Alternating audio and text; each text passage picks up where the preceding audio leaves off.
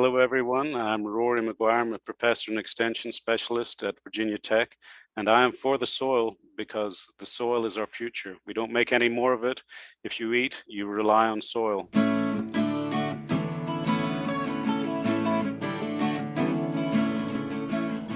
Welcome to For the Soil, a conversation. I'm your host, Jeff Ishee. Well, my goodness, we have been now doing this podcast for several months, and we have had the opportunity to have a conversation with several very interesting people over the last several months. And one of those interesting people we invited back today for an Earth Day special. Her name is Karen Washington, and she's a very inspiring person. Her life story is just so interesting, and how she got involved with agriculture and horticulture and involved in soil health. Well, I'll let her tell that story, but she is a very interesting person. Before we get started, would like to remind everyone that we have a lot of information at our website, forthesoil.org. That's the digit 4, thesoil.org. Just go to that website and you'll find lots of information. Well, let's now go to the podcast. This is a best of edition with Karen Washington, an Earth Day special 2022 with Mary Sketch, Eric Bendfeldt, Karen Washington, and myself.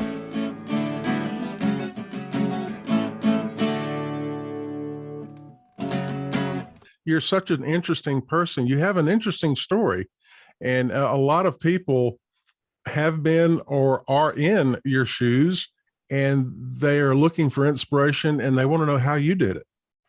Not only that, you know what I find so amazing is not my relationship, what I have with young people, but now I'm getting, a lot of conversation, a lot of requests from elders. Elders all of a sudden, like they're in their 40s or 50s or 60s, and they want to go back to the land. They want to farm now. I'm 67. I'll be 68 this year. And it's remarkable, because I tell people my age, I want them to understand that, that life doesn't end, in your 20s or 30s, that there's a new chapter, especially when you get up in age. And so now I'm hearing from people in their 50s and 60s that want to go back to the land and want to farm and have those juices, stirring again, which is so, so incredible. So I am enjoying this life that I'm leading, inspiring so many, now the young people, now the elders are coming out of the woodwork, and now they want to farm. And yeah, Karen, well, I've always been inspired by you, and and then I still remember running into you at the airport over in Charlottesville, and then the idea of the writing, that just over COVID that I've been trying to write my wife's aunts on a weekly basis, and also sharing some poetry. Often it's related to nature or the land, and whether it's Wendell Berry or Mary Oliver or Ted Kooser. And it's interesting that aunts are 85 and 90, but just talking about reflections on my grandmother or growing up, and how that brings out more conversation about whether it's sewing or gardening or taking walks in nature. And so just really encourage you in your writing there. I'll take it. Let me ask one other question. If you were talking to a fourth grade class of students, urban students, who for the first time in their life, they've seen how a tomato is grown, talk to that class for just a moment and tell them what they can expect by adopting a hobby of gardening, or perhaps ultimately farming. So I always start with so where do you think your food comes from? And especially like a tomato, because a tomato is what really, really got me started. And so they would say, from a grocery store? And I said, what, from a grocery store? I don't think so. Let me tell you how I got started, because I too believed that everything was coming from a grocery store, until someone told me, you know what? It comes from the soil. You put a seed in the ground and you cover it with soil and you put water on it and you have sun and you watch it grow. And long and behold, guess what I saw? I saw this red thing that I thought was pink. It was round and it grew on a vine. Can you believe it? It grew on a vine. And then when it was ready and it was red, I picked it and I bit into it, and woo, the juices that were flowing. What? I couldn't imagine. It tastes like a fruit. And guess what? A tomato is a fruit. So I challenge you all to think about something that you like the most, putting a seed in the ground and nurturing it. And hopefully you can have the experience I had growing my first tomato that changed my world. Excellent. Again, I'm headed right out to the garden right after. And it did. And that's how I got started with the tomato. I hated tomatoes. And it was a tomato that changed my world. The taste, it was like, what? What's your opinion? We read about urban agriculture all the time, and we see terms like vertical agriculture, hydroponics, of course. Where do you see us going in that realm? Is it possible for an inner city to produce its own food supply? So I want to stop you right there, because I think people think about that, people in urban areas are going to grow all their food now on rooftops and vertical walls and community garden. They're going to feed the masses. No, that's not going to be the case. The thing is that we have to be intentional about who's growing, what is growing, and there is room for everybody to grow something, And so I want to start with that. I just had a conversation before I left New York, because they're starting to open up an urban ag office. And so I wanted to make sure that when that happens, that there's room for all types of growing food. The bottom line is, how can we get healthy food into the stomachs of people that need it the most? How do we get people to understand the relationship to food, to land, to soil? How do we get people to be conscientious consumers, fighting for the rights to have soil fertility, not soil that's laced with chemicals, not soil that is contaminated? How do we start having those hard conversations?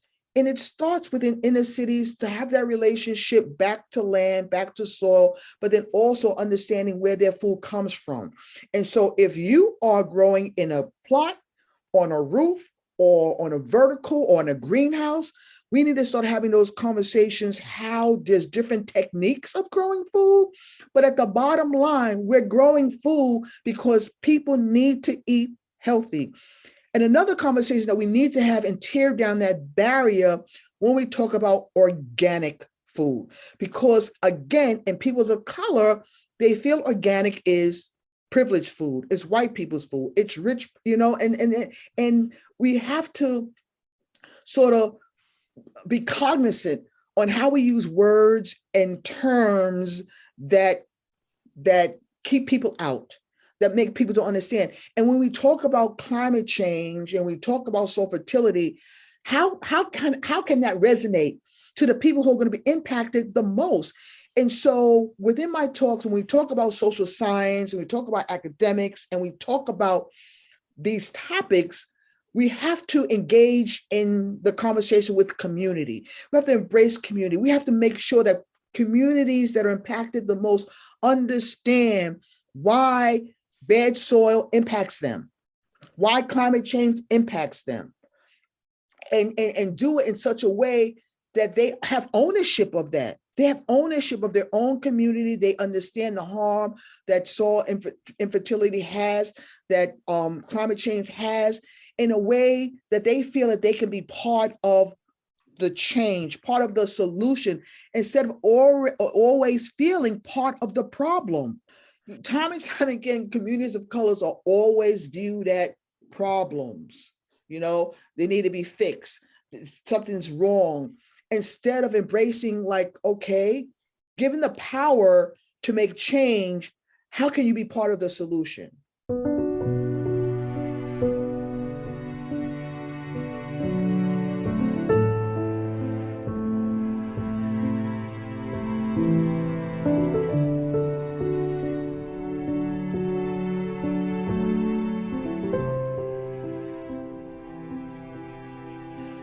time and time again, communities of colors are always viewed as problems.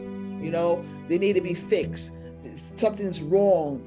Instead of embracing, like, okay, given the power to make change, how can you be part of the solution? And then how can you have social scientists and soil scientists and academics coming and to embrace communities with a different approach and a different language that's meaningful for them. And right now, to be honest with you, it is hard when you have this epidemic, this pandemic happening that is ravaging so many communities. And so you can talk about climate change, you can talk about health, where they're dealing with the virus. They're dealing with this virus. So let's sort of calm down. Let's meet people where they are. Because for me, in order to talk about soil health and environmental justice, I have to say that in order to fight this disease, eating healthy is being healthy. And so understanding that what you're putting in your body can help stem the tide to fight this virus, it starts with having those hard conversations about eating healthy. And then sort of talking about what does that look like, eating healthy? Where are you getting your food? Are you growing your food? Are you asking questions when you go to the grocery store? Are you seeing food that, that doesn't look healthy? Should you be eating it? Are you asking questions? So that's where I'm coming from. And that's where I'm coming from, not only as a farmer, but also as a community person and understanding how soil and how food has impacted my community. Mary, do you have any other questions? No, I just, I love that, Karen, because, I feel like what I'm hearing too is how it's more than just the act of growing the food. It's those experiences that are empowering, and tying in the cultural components and using that as a means to, highlight why healthy food is important. And there's so much more that comes out of it than the food that is grown out of the ground.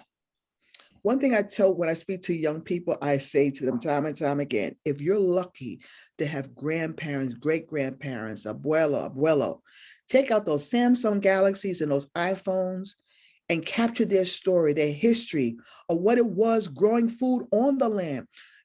Have them talk about what it was to be in Puerto Rico or the Dominican Republic or Jamaica, or Mexico or in the Deep South. And have them talk about what it was where they got their food. They didn't go to a supermarket, and capture those stories, because it's part of your history, part of who you are. Because I say to them, if you don't capture that history 10, 20 years from now, they'll tell your family never got food from the land. Everything came from a grocery store.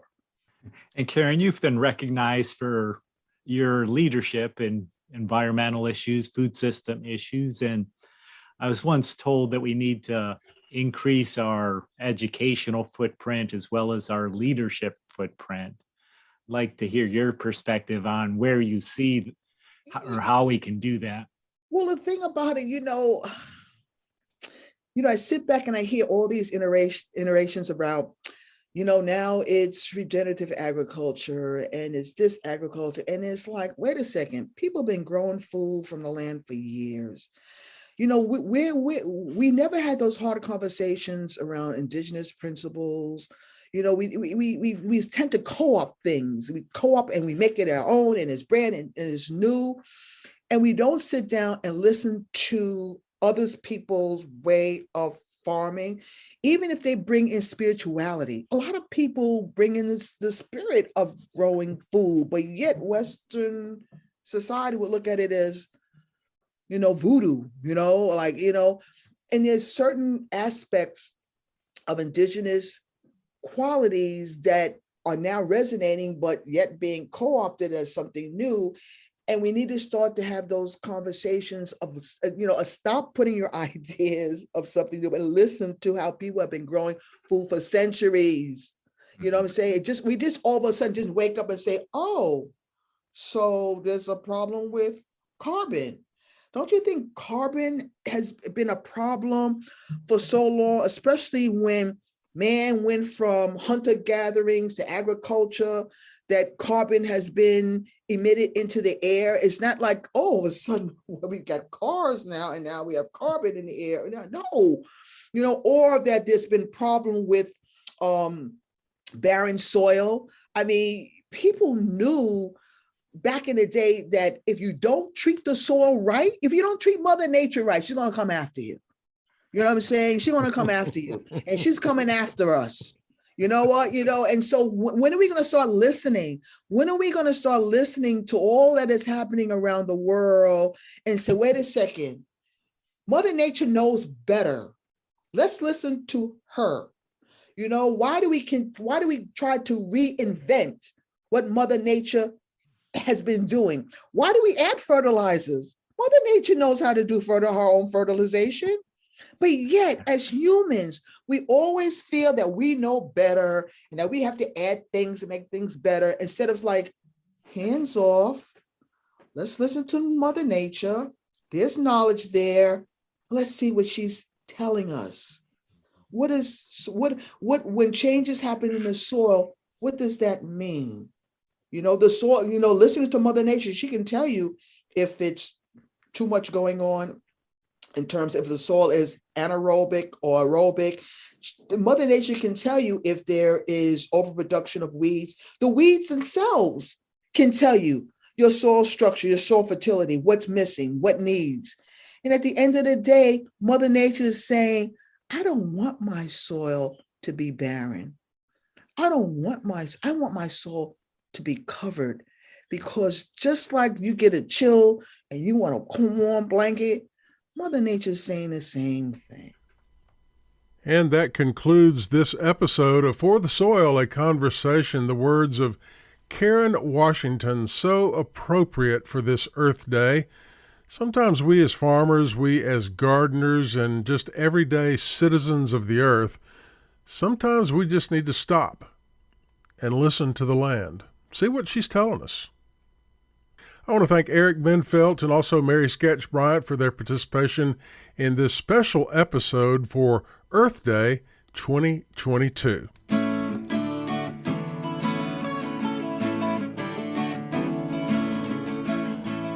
For the Soil, a Conversation is made possible with funding support from the National Fish and Wildlife Foundation and the Agua Fund.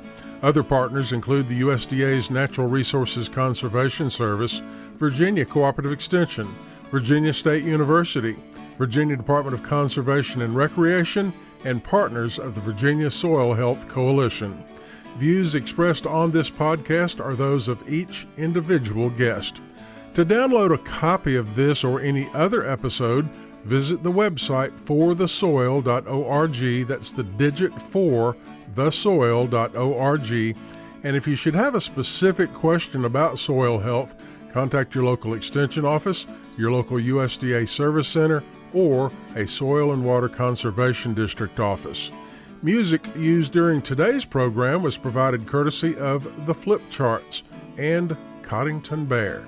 All rights reserved. For the Soil, a Conversation is produced by On the Farm Radio in collaboration with Virginia Tech. I'm your host, Jeff Ishee.